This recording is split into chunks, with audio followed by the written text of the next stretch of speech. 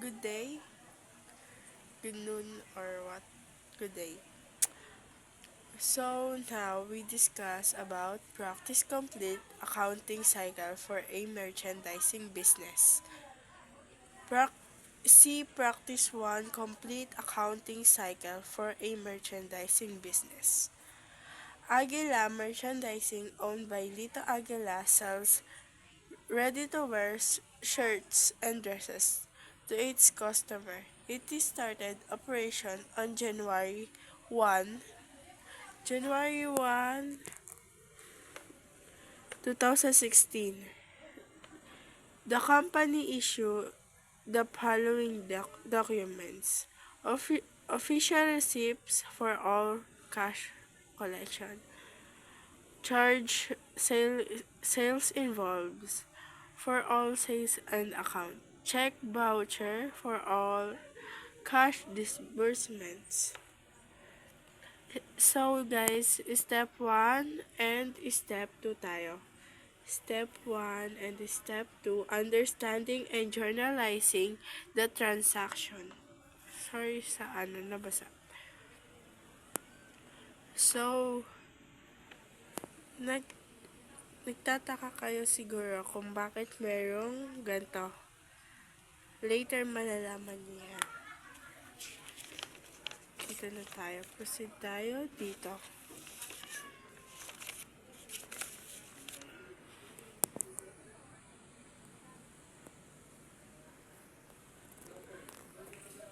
Step 3 ay additional information about Step 1 and Step 2, the delivery bicycle purchase in January 2, 2016, estimated to be useful for 10 years with no residual or salvage value. A physical count of merchandise inventory was conducted on January 30, 2016. The cost of the inventory on hand was 438,700. On January 30, 2016, Aguilar received a statement of account from Goose Oil Center, reflecting a total bill of 2,180, representing fuel purchases on January 16 that were still unpaid as of the said date. So guys, bago natin masagutan this one, kailangan muna natin masagutan ang nasa step 3, posting to the general ledger. Instruction from the journals transfer the information to the general ledger. So mag-i-start tayo sa cash. Sa bawat book or page or journal, makikita mo yung cash. Hanapin natin. Walang cash dito sa sales journal. Dito sa cash receipt, meron. Pero naka-debit siya, right? So, dapat yung pinaka-last, anong pinaka-last? Yung yan. Pinakauna, ito. Yan. Ito ilalagay mong date dito. Here. Tapos January. Tapos 2016.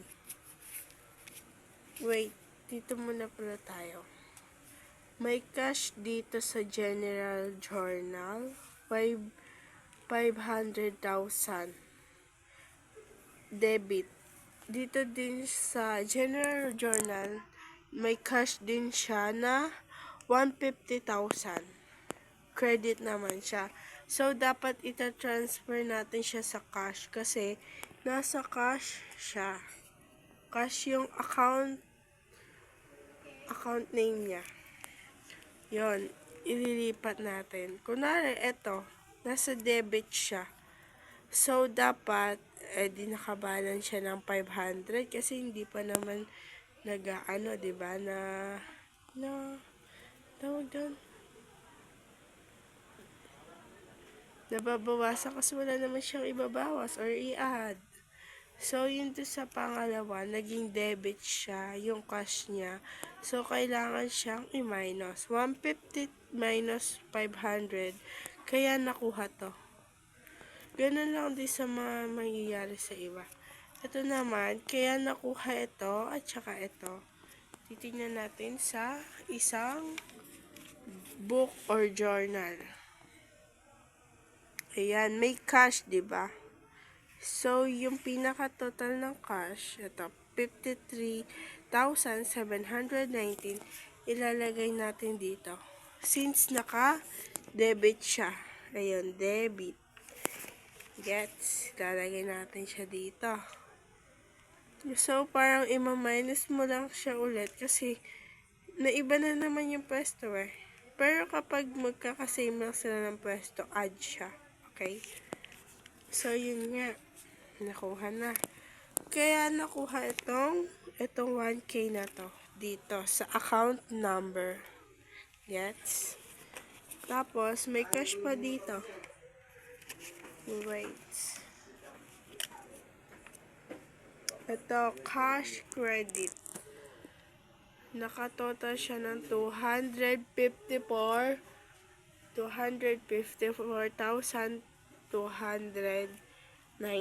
Ito siya. Yan, sa pang-apat siya. So, nag-ano siya dito. Tapos, di ba? Ito yung total nung nabawas dito. 200,000. Tapos, mababawas pa siya dito. So, magiging 54,290 na lang siya. Yun dito sa cash. And next page tayo.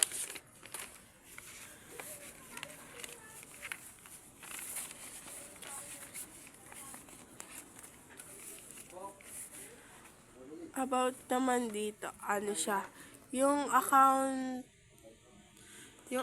niya is accounts receivable. Titignan natin siya sa mga journal. So, account receivable, ayun, sa sales journal may account receivable. Anong data nag-start? Ito, 5. Kaya ito ilalagay here. 5. Ayun.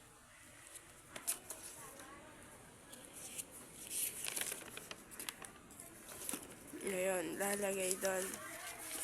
So, ayan. Sales account.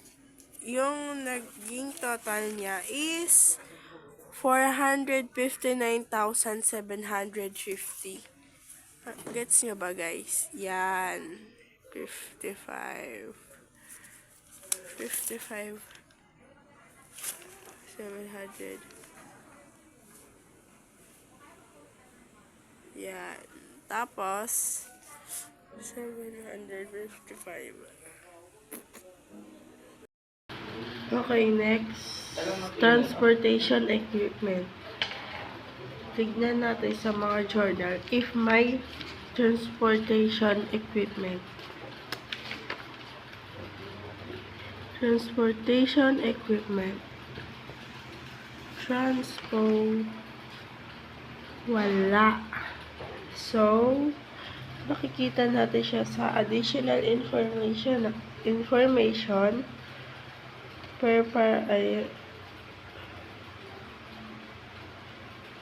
wala pa din siya. So, wait. Dito siya makikita niyan.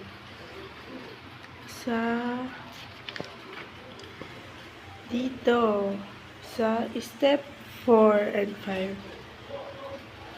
Depreciation of transportation equipment purchased on January 2, 2016. Here, 150,000. So, wala siyang, yun, ito yun. Nakabalance na siya. Wala na siyang kasama. Sa accommodating depreciation transportation equipment, makikita naman siya banda dito.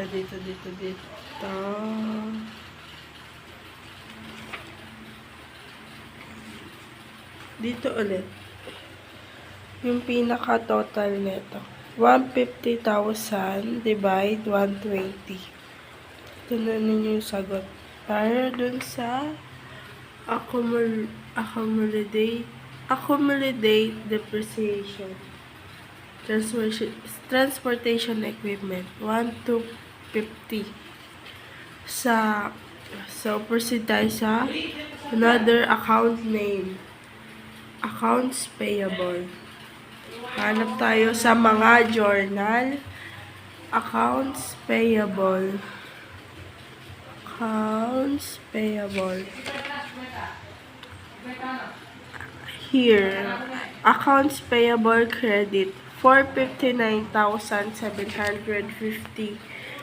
Ayun siya. Nasa credit. So, magiging balance niya is 459,750. Yun. Tapos, may isa pang accounts payable. Here, nandun din siya sa isang accounts payable credit. 228,560. Yung total. Ayun.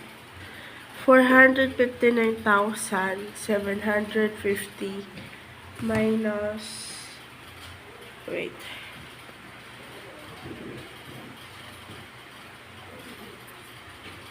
459, 750 minus 228, 560, 231,190 yung magiging total niya. Kapag binawas mo ito dito, pag binawas mo ito dito, yun. Kaya yung accounts payable niyan is magiging 200 kasi ito yung account number. Need mo siyang ilagay dito. Para alam mo if nagamit mo na yung account title. Ayun, may 2,000 din dito. So, next, Aguila Capital. Ayun. Dito siya banda. Dito sa, ayan, Aguila Capital. 500,000. So, ilalagay mo dito, mag-explain ka muna to record investment. Nasa 2 siya. Tingnan mo. Tingnan nyo. 2. Ayan. Pare-pares lang naman silang 2. Kapag doon sa general journal. Yun. 2. Yan. 2. Tapos, 500,000. So, dapat naka-balance sheet siya. Ito, account number 3,000. Check, tingnan nyo. Kaya nakalagay dyan, no? Account PR, yan. 300. 3,000. So, next. Sales. Date 2019, January 2. Sales on account, yung explanation para sila. Hanap tayo ng sales dito. Sales, eto, sales credit 45,255.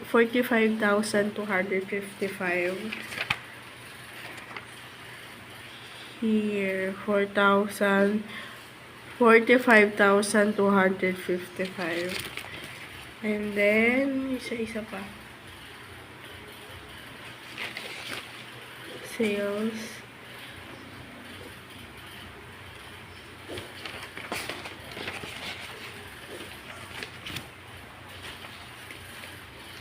Ayun.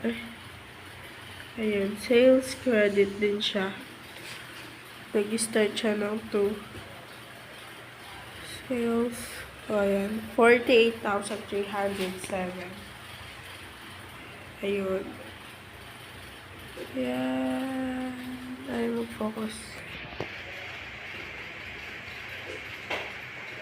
Yan, yung dalawang yan. So, kailangan natin siyang multiply. 45,255 255 minus 38,307. Yun.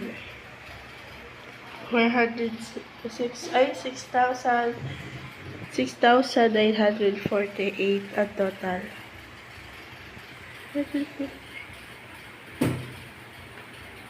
Yun.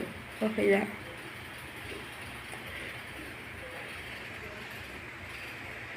Sales discount naman tayo. January 15, 2016. Yung explanation niya dito is cash receipt on account. Dito natin makikita yan. Ayan. Sales discount. Ayan. Tapos, yung unang-una niyang sa 15.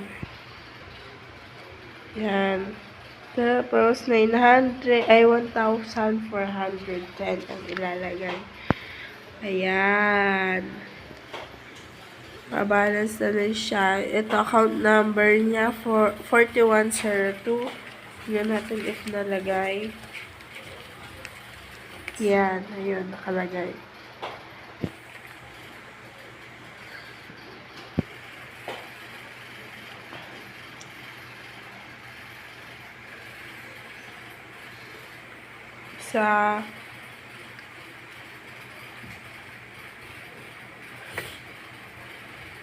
Sa purchase naman tayo. January 2, 2016. Explanation is purchase on account.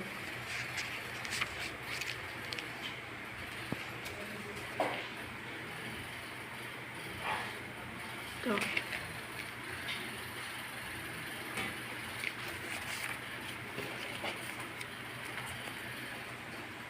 $459,750. Nag-start siya January 2, 2016.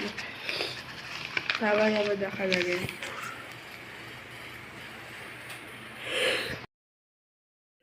So, yun. Na-explain ko naman na maayos hanggang purchases.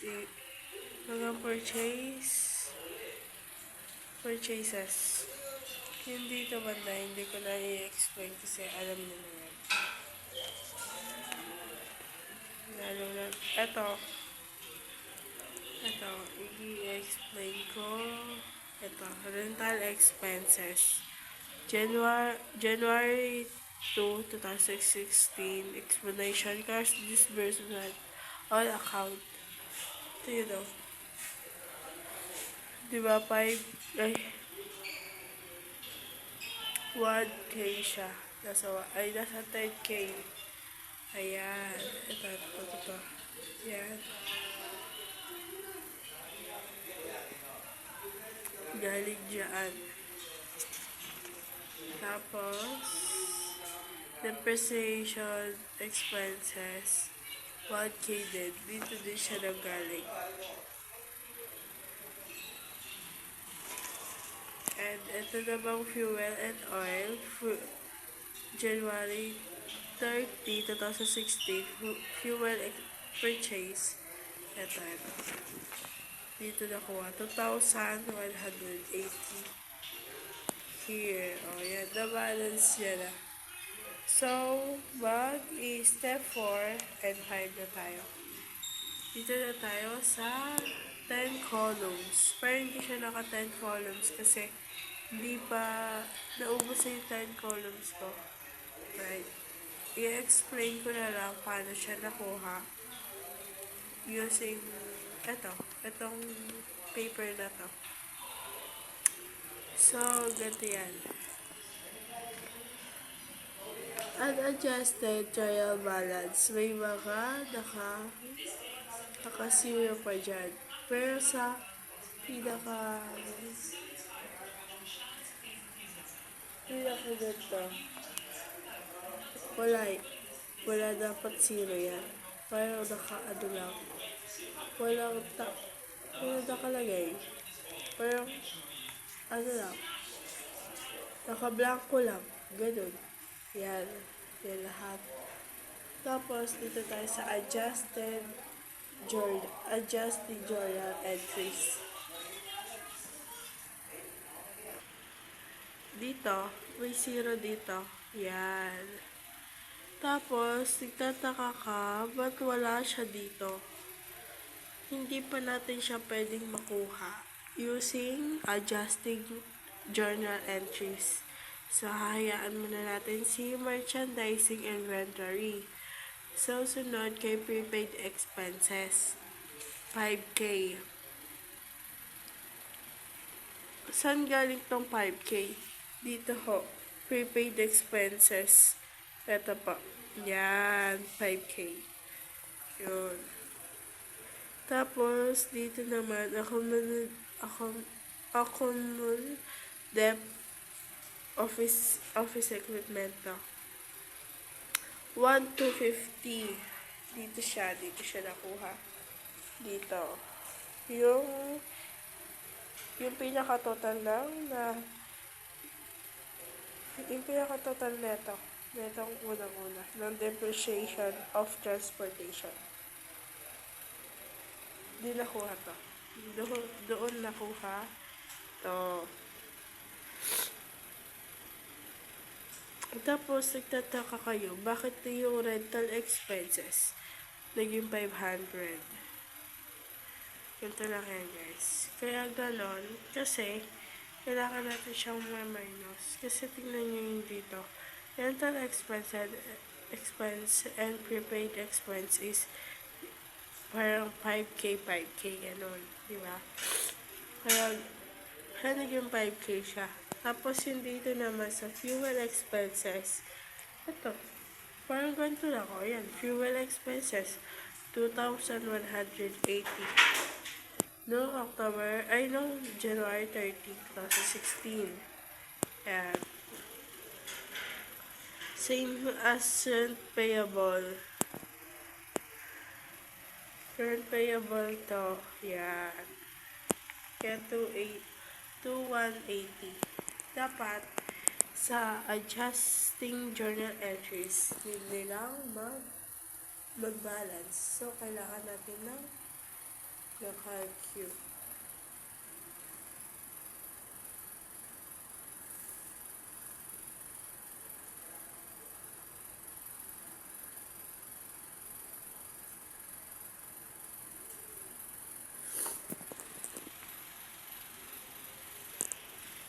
So, yun, diba? Sabi ko, kailangan ng mag-balance tong lahat.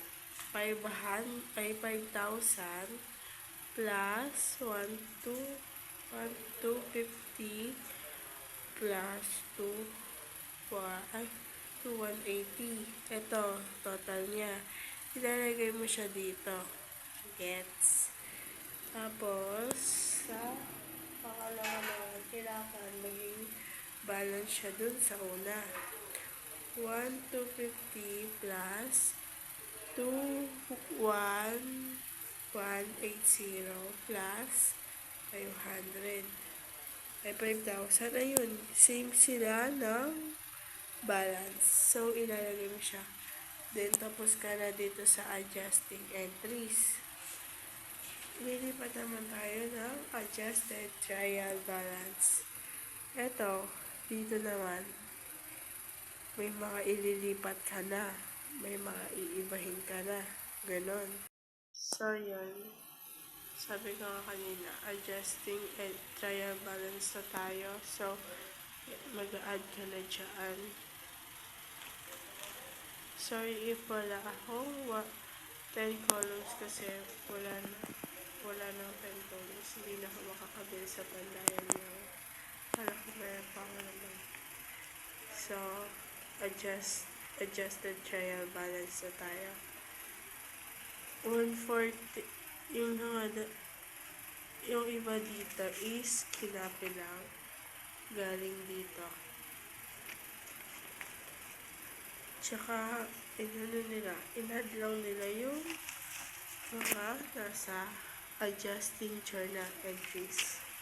Yung merchandise inventory, wala pa talaga.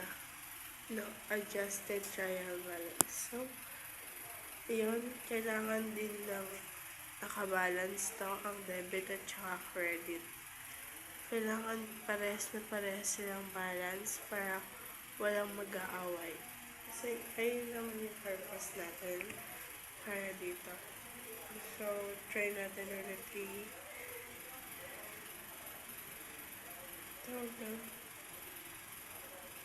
i-compute yung debit and credit. 149,429 plus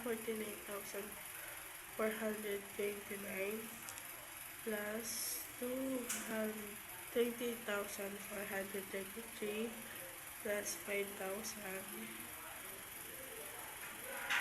plus 150,000 plus 1410 plus 45 9750 plus 14,000 plus 5,490 plus 48 plus 5,000 plus 1250 plus 2 180.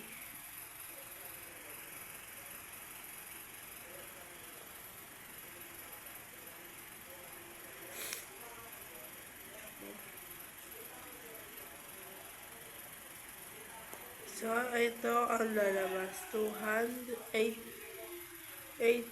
826,742 total ng lahat ng yan. Okay? You get it na?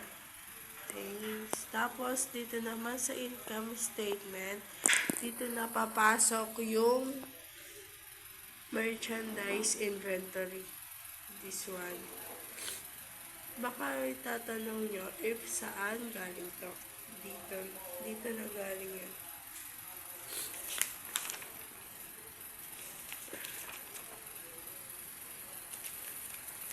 Dito sa dito. Physical account of merchandise inventory was conducted on January 30, 2016. The cost of the inventory on hand was 438,700. Yun, din nakuha. Itong 438,700. Tapos, sa income statement naman, yung mga nandito lang is yung pang-income. Ito lang yung itatransfer nyo dito sa income. Parehas lang siya sa adjusted trial balance. Ang pinagkaiba lang, ito, hindi kasama dito. Yung merchandising inventory lang ang kasama. Same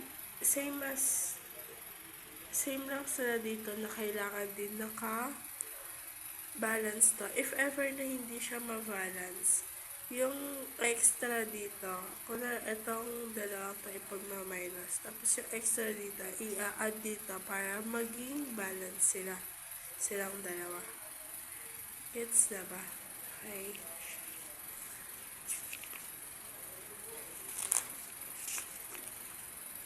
Balance sheet.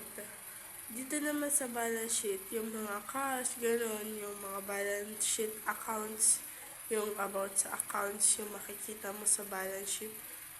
Same as, income statement.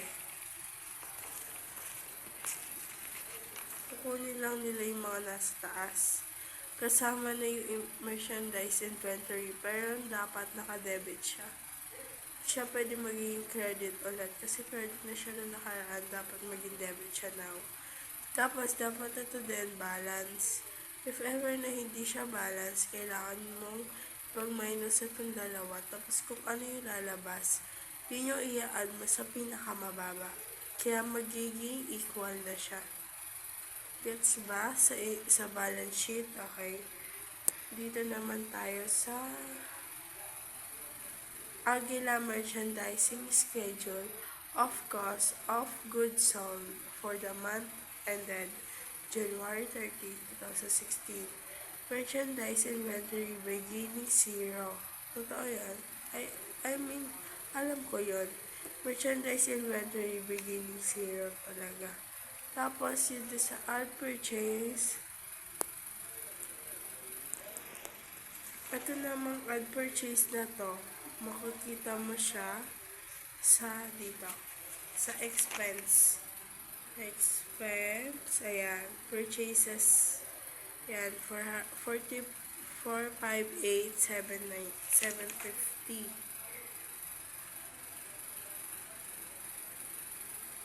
Yan. Tapos yung less purchasing discount, ito yun, 8,560. Same as here. Tapos, kailangan mo silang ipag-minus. Itong dalawang to, kailangan ipag-minus. Kaya malalabas ganito, 451,190. Tapos, sa merchandise inventory and sa merchandise inventory ending, dito nakuha yun.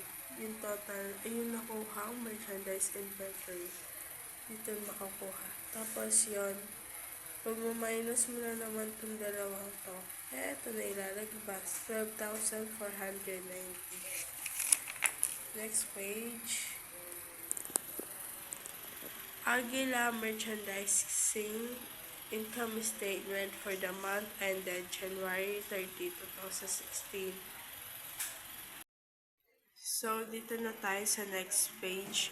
Aguila Merchandising Income Statement for the month ended January 30, 2016. Gross sale. Makikita mo ang gross sale dito. Sale, yan, 83,562. Ilalagay mo siya sa tapat ng gross sale. Tapos, ang less sales discount, makikita mo naman dito.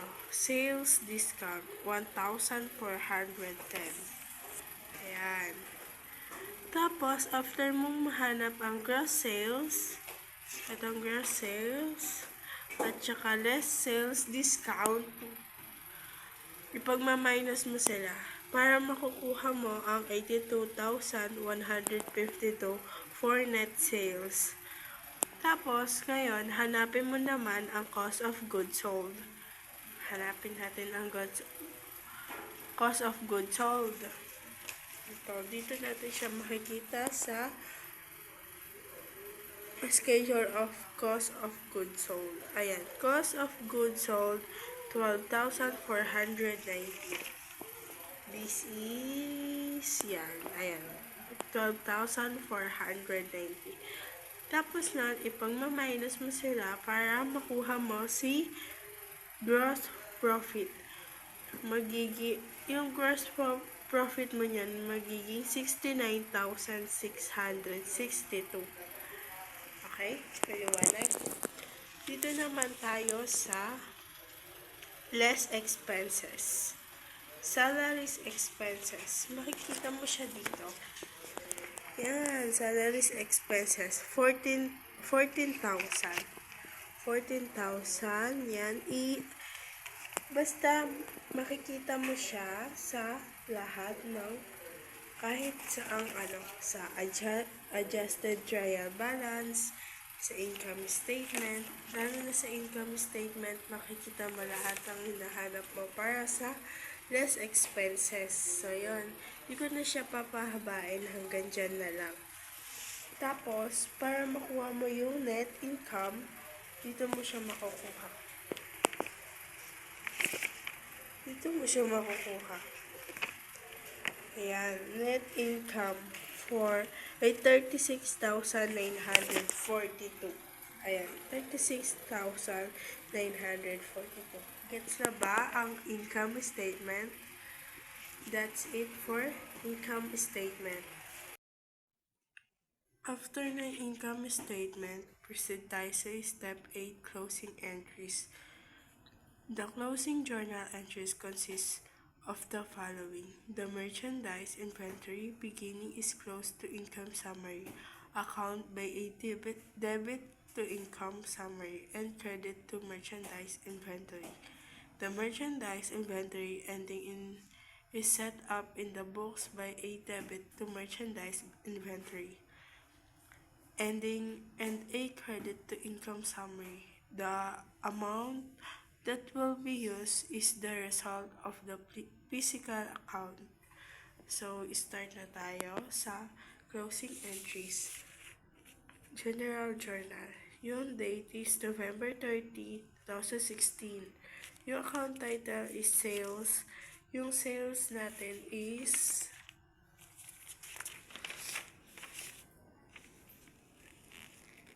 83,562. So, dapat ililipat natin siya here, pero hindi sa credit, dapat sa debit. Kailangan nyo, kasi ika-closing entries na nga natin. So, next, sales discount. Makikita din na sales discount dito. Ayan. Sales discount, 1,410. So, dito, naka-debit siya. So, dito, magiging credit siya. Ayan, credit. Yan. Tapos, itong income summary naman, dito, nanggaling. Net sales, 82,152. Ayan, perfect. Tapos, ito yung explanation bago mag-close. To close nominal revenue accounts. Sa November 30 yan November 31, income summary. Ito, bago mo ito makuha, kailangan mo munang ipag-add to. Itong lahat ng to. Ito, kung nagtataka kayo kung saan galing to, dito lang din sa journal natin.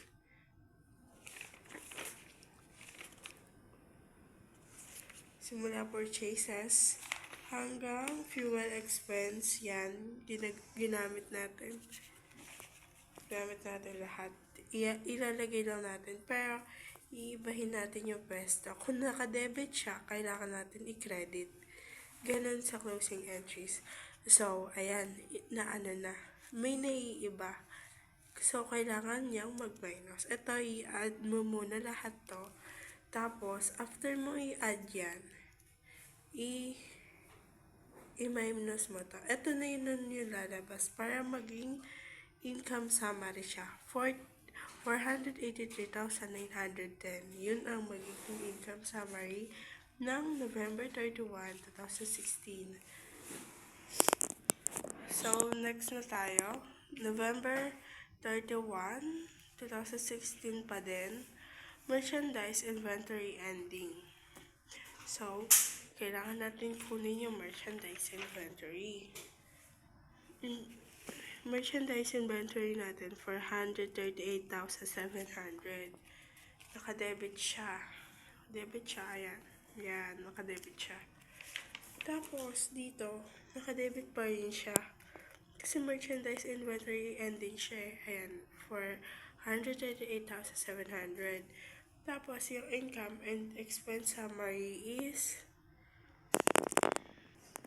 tapos yung income and expense summary is same lang as sa merchandise inventory ending. So, the explanation about this is to set up merchandise inventory ending. Next naman, November 31, 2016. Income summary is 36,942. Dito nang galing. Net income. Yan.